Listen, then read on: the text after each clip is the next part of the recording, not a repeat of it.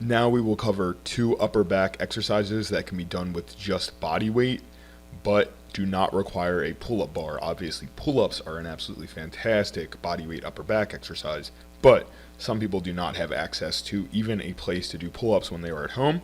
So what we are going to look at today will be Superman body saws and scapular rows. So let's get started with the Superman body saw.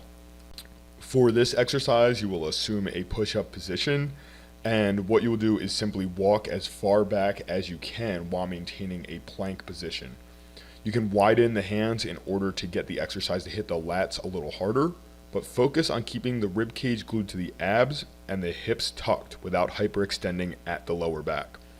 As you are coming up, in order to focus the movement on the lats, think of driving the hand back into the floor, and it may be even better to think of driving the elbow back into the floor in order to drive the hip forward. This will keep the movement from becoming simply a stepping exercise.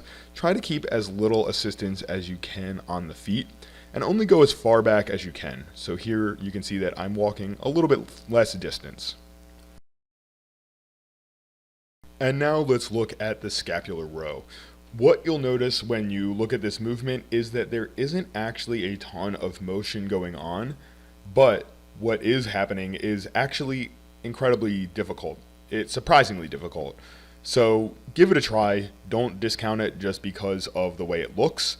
You will see that there is a small motion, but it does a great job of getting the muscles in the upper back to work. To start, plant your elbows firmly into the floor and then drive them through the ground and pivot around the hip in order to drive the chest off of the floor. To make it a little harder, you can begin pivoting around the heels and drive the hip up along with the chest.